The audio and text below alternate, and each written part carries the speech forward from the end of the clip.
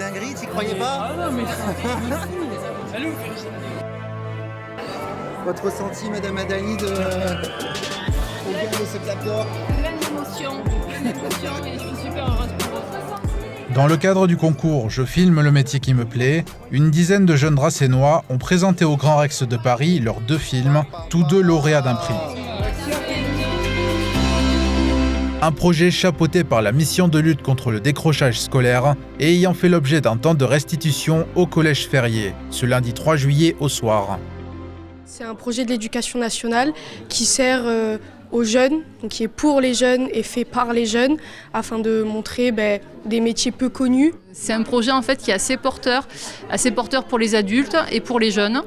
Ça a du sens en fait pour eux de travailler sur les métiers, de se questionner sur qu'est-ce qui fait qu'un métier pourrait les intéresser, quelles sont les conditions de travail, et c'est comme ça finalement qu'ils pourront ensuite mieux s'orienter dans un parcours de réussite. Un objectif de découverte soutenu par le film Bruno le Facto, mettant en lumière le métier d'agent de maintenance, et récompensé d'un clap de bronze. J'ai voulu me réorienter parce que ça s'était très mal passé. Mais ce projet a surtout permis de combattre les idées reçues concernant les jeunes en décrochage scolaire, comme le reflète le gagnant du Clap d'Or. Suis-moi, je t'emmènerai. On sort vraiment de ce cliché sur le fait que les jeunes déscolarisés, c'est des cas sociaux et que ça va être galère de bosser avec eux, etc. On se rend compte que c'est vraiment des jeunes attachants. C'est ce que j'ai essayé de faire paraître dans le film, et c'est vraiment des jeunes avec qui on peut construire quelque chose à partir du moment où on les intéresse. En fait, rien n'est perdu, il faut y aller, quoi.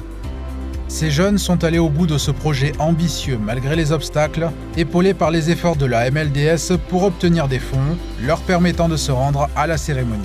Ça n'a pas été simple parce qu'en fait c'était un financement assez important, puisqu'on est parti à peu près une dizaine de jeunes. On devait monter à une époque à une quinzaine de jeunes, plus des parents également qui devaient monter avec nous. Donc c'était pas forcément simple en fait de trouver ce financement. Mais finalement les établissements scolaires, le rectorat, des entreprises du territoire, et également on a monté une cagnotte en ligne. Co-rédigée avec une des jeunes du groupe. Et on a réussi finalement à rassembler l'argent nécessaire pour réussir à monter. Pour soutenir ce projet et les prochains, vous pouvez encore participer à la cagnotte en ligne jusqu'au 7 juillet minuit.